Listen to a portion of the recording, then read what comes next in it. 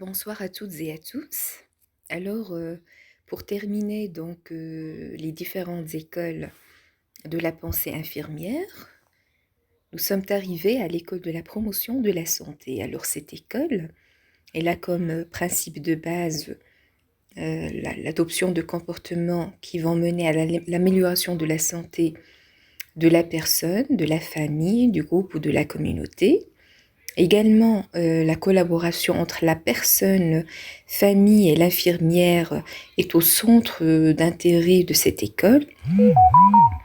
L'apprentissage de la santé qui devient une nouvelle façon de vivre, d'apprendre, de se développer et d'assumer ses responsabilités. Donc, nous avons constaté qu'il y a une progression par rapport au paradigme. Donc, dans les premières écoles qu'on a vues, à savoir l'école des besoins allant vers l'école de l'interaction et l'école des effets souhaités, ce sont les paradigmes tout d'abord de la catégorisation vers le paradigme de l'intégration. Maintenant, nous entrons dans un nouveau paradigme qui est le paradigme de la transformation. Donc ce paradigme, comme on a déjà dit, est caractérisé surtout par cette ouverture vers le monde, c'est-à-dire qu'on est plus ouvert envers la personne, plus ouvert envers les autres cultures de soins. Et donc cette école s'inscrit dans le paradigme de la transformation.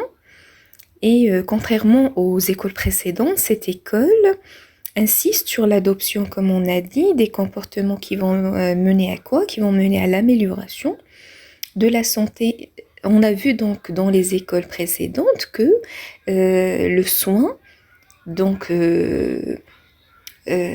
d'abord, il se concentrait sur la maladie, sur la compréhension de la maladie et sur les méthodologies de traitement envers cette maladie-là. Par la suite, on va donner beaucoup plus d'importance à la personne en tant qu'être vivant, des expériences de santé. Et puis, donc, nous passons à l'école de la promotion de la santé qui va intégrer d'autres dimensions, à savoir celle de la famille et de la communauté.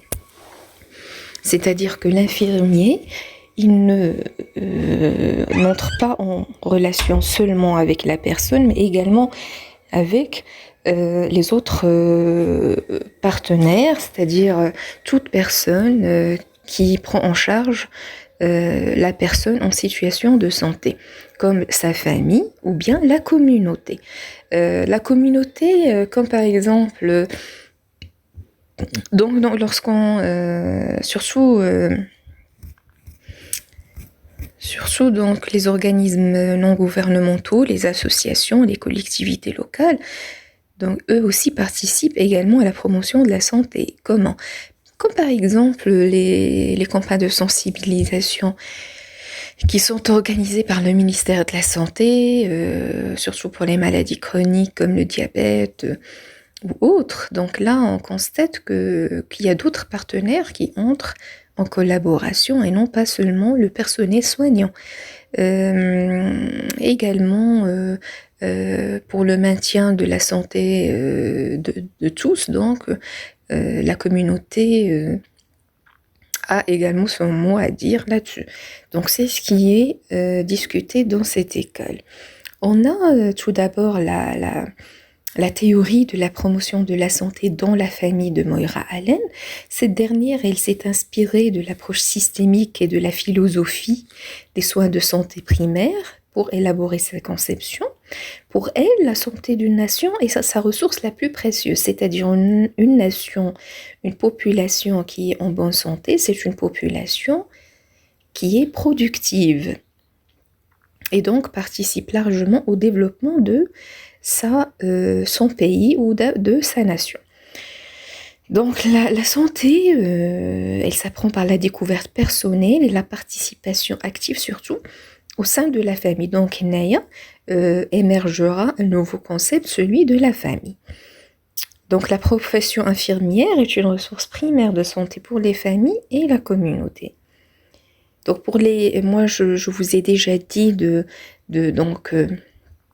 mettre un accent particulier sur les concepts du métaparadigme ou sur les 4 concepts de la discipline infirmière. Donc essayez s'il vous plaît, de vous concentrer et vous allez constater qu'il y a un prolongement des définitions. Donc, tout d'abord, la personne était un être bio-psycho socio-spirituel. Par la suite, il va devenir un être entier, global. Par la suite, il va devenir, donc, vous allez voir qu'ici, la personne deviendra la famille. Ce n'est pas seulement cette personne qui est en situation de maladie, mais c'est maintenant la personne et l'individu et la famille. La famille qui est active pour résoudre ses problèmes et apprendre de ses expériences. Donc la personne deviendra l'individu et la famille qui constituent des systèmes ouverts en interaction constante avec l'environnement. Vous voyez, donc ici le soin, c'est la promotion de la santé où va émerger de nouveaux concepts comme la collaboration. La collaboration de qui? De l'infirmier avec la famille, la négociation. Donc ils sont des partenaires actifs dans le soin. C'est-à-dire que l'infirmier prend en considération les idées de la famille, également essaie de comprendre leurs besoins et leurs attentes et les intègre activement dans le plan de traitement ou dans le processus de soins. Donc l'infirmier dans l'école de la promotion de la santé et notamment dans la conception de Moira Allen, il a un rôle de facilitation, c'est-à-dire il deviendra un facilitateur, un stimulateur et une personne qui motive, donc notamment dans les situations sensibles aux soins infirmiers. Et il va devenir cette personne qui motive l'individu et sa famille donc pour intégrer un soin de qualité afin de réussir la progression satisfaisante du patient ou bien donc au moins lui offrir de mourir, lui offrir l'opportunité de mourir avec dignité. Donc pour les éléments clés de cette école, de cette conception, on a la promotion de la santé, l'apprentissage, la famille, et la collaboration qui va bien sûr concerner l'infirmier et son client, ou bien le patient. Donc là, on a donné la nomination du client au patient parce que qui voulait que le client est roi et donc il a le droit il a le droit d'un bon accueil, d'un bon soin, d'un soin de qualité, etc. Donc pour la démarche de soins infirmiers selon Allen, d'abord l'infirmier qui va travailler avec la conception d'Allen, il travaillera avec la vision de la collecte d'informations. Donc il va essayer d'aider la famille à rassembler l'information concernant un état de santé particulier et bien sûr de le partager. À la lumière, bien sûr, de cette collecte d'informations, il va planifier des soins. Cette planification de soins sera réalisée en partenariat ou bien en collaboration avec l'individu et sa famille. Et là, donc, l'infirmier aura utilisé de manière effective le potentiel, ses potentiels ou bien ses potentialités composées de force, de motivation, d'habileté, de ressources, bien sûr, et de ses performances et de ses compétences techniques. Et puis, bien sûr, il aura finalement à évaluer et de manière régulière, c'est-à-dire quand on parle d'évaluation régulière, c'est-à-dire que l'infirmier aura à évaluer la progression de sa démarche du début jusqu'à la fin. Et voir donc quelles sont les modifications qui ont été remarquées à ce propos. Donc ça, c'était pour la première théoricienne Moira Allen. Dans la même école, nous allons trouver la deuxième conception qui est celle du wellness nursing de Caroline Chambers Clark. Alors, elles sont toutes des femmes. Donc cette théoricienne ou cette infirmière théoricienne, elle a présenté une conception orientée vers le bien-être ou bien le wellness, c'est-à-dire que maintenant l'infirmier, il cherche à prodiguer une certaine qualité de vie à la personne qui est bien sûr dans sa responsabilité. Donc ici, les efforts, on est toujours dans cette collaboration. Donc les efforts de collaboration entre la personne et l'infirmière vont produire un flux d'énergie qui engage ce mouvement-là vers le bien-être. C'est-à-dire que le client ou bien le patient et l'infirmier sont tous deux partenaires engagés dans ce mouvement. C'est-à-dire que le bien-être, il est vécu par les deux partenaires. Donc ici, selon Chambers Clark, la personne est capable d'apprécier ses besoins, de se fixer des buts, d'entreprendre des actions en ce sens, d'évaluer ses progrès, de s'engager dans un processus de bien-être et de montrer des caractéristiques même dans la maladie, la capacité ou la préparation à la mort. C'est-à-dire que là, on est en train de chercher à vivre le bien-être avec nos patients. Donc, et c'est là où va être intégré le nouveau concept de la communauté. Donc, pour Clark, la personne, c'est à la fois l'individu, la famille et la communauté. La communauté, c'est-à-dire les membres de la société qui interviennent dans la promotion de la santé de sa population. Il peut s'agir des associations, il peut s'agir des organismes non gouvernementaux, il peut s'agir donc de la collectivité locale. Par exemple, faire de la vaccination contre le Covid-19. On voit qu'il n'y a pas seulement le personnel médical ou paramédical dans la prise en charge de ces personnes-là, de la population, mais on trouve qu'il y a même les autorités locales, c'est-à-dire la police, القايد القوات المساعدة donc الناس ديال الجماعة المحلية donc elles sont des gens qui font partie de la communauté. Donc c'est un système d'énergie complet qui interagit avec d'autres systèmes. Donc ici le soin est donc une aide qui va tenter de fixer les buts et de choisir les actions en collaboration avec l'individu, la famille, le groupe ou la communauté. Donc toujours l'infirmier, il a le rôle de facilitateur, c'est-à-dire un modèle. C'est une personne ressource vers lequel on va se ressourcer pour comprendre, pour trouver des solutions, pour élaborer un protocole de soins, d'accord, qui va intéresser toute la communauté. Donc les éléments clés de la conception de Clark, on a le bien-être qui est un élément clé de sa conception, également l'auto-soin et les valeurs pour elle qui constituent un système vers lequel les comportements de santé à adopter doivent être orientés pour qu'il y ait une centration et une circulation d'énergie. Donc la démarche de soins selon Clark, elle constitue justement, comme je vous ai dit, d'orienter la personne, la famille et la communauté vers un wellness, vers un bien-être. Donc c'est là où vont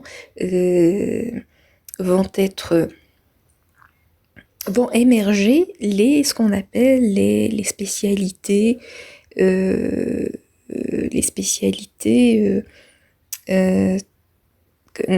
traditionnelles ou relatives à la médecine douce.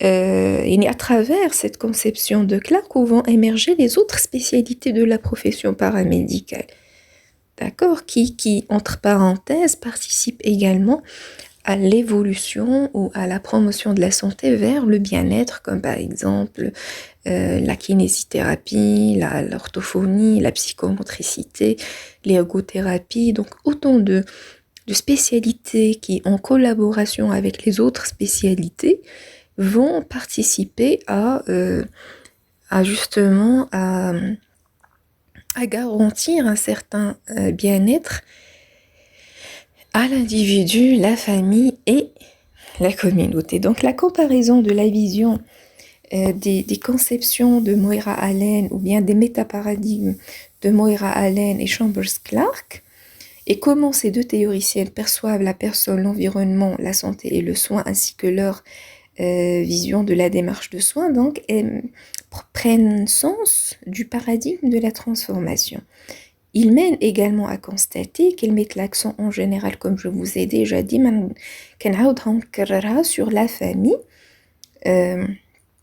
la communauté, le groupe dont les membres vivent en interaction constante. Donc la santé pour ces deux théoriciens devient une manière de vivre, une manière de se développer. Donc c'est un bien-être, c'est un lieu pour apprendre. Et le lieu, c'est l'environnement qui est en perpétuel changement. Le soin, donc, pour ces deux théoriciennes, c'est la promotion de la santé qui doit être assurée par le renforcement et le développement de la santé de la famille. Le personnel de santé ne peut donc que motiver la personne, la stimuler, lui faciliter donc la manière de prendre en charge sa propre santé. Donc ici, l'infirmier est considéré comme une source de référence, comme une personne ressource qui va aider la personne à aboutir vers le wellness, vers le bien-être. Ce bien-être qui est un processus qui ne doit pas être lié à des normes, c'est-à-dire que c'est un processus naturel, c'est un processus naturel qui doit être vécu naturellement par les personnes. يعني بلا ما نقيدوه يعني بقواعد ولا des règles bien définies, sinon ça ne va pas devenir un bien-être ou un wellness, d'accord? Donc laissons la personne évoluer et se développer dans son expérience de santé par la collaboration que lui prodigue l'infirmier et par cette confiance qui est entretenue entre les différents partenaires pour aboutir à de meilleurs résultats relatifs à la promotion de la santé de la personne, de la famille et de la communauté, où le simple exemple qu'on peut donner, c'est ce que nous vivons aujourd'hui, c'est l'exemple du Covid-19 qui est vécu par toute la population et non pas par une seule personne, et toute la population a la responsabilité de lutter contre cette pandémie. Sinon, si on ne conjugue pas la force de tout le monde, il apprend qu'un l'infirmier ou le médecin هو اللي غادي يحارب ضد هذا المرض فهنايا كنكونوا فشلنا في العلاج ديالنا. اذا هذا سي لو ميور اكزامبل كون بو دوني. يعني هنايا tout le monde travaille en collaboration l'un avec l'autre pour lutter contre la maladie. Les infirmiers خدامين من جهتهم, les médecins خدامين من جهتهم, الناس ديال السلطة خدامة من جهتها, وكذلك الناس ديال المواطنين حتى هما عندهم la responsabilité à lutter contre cette maladie pour donc la dépasser, sinon on ne va jamais retrouver notre mode de vie normal et naturel. Et merci. Si vous avez des questions, laissez-moi des commentaires.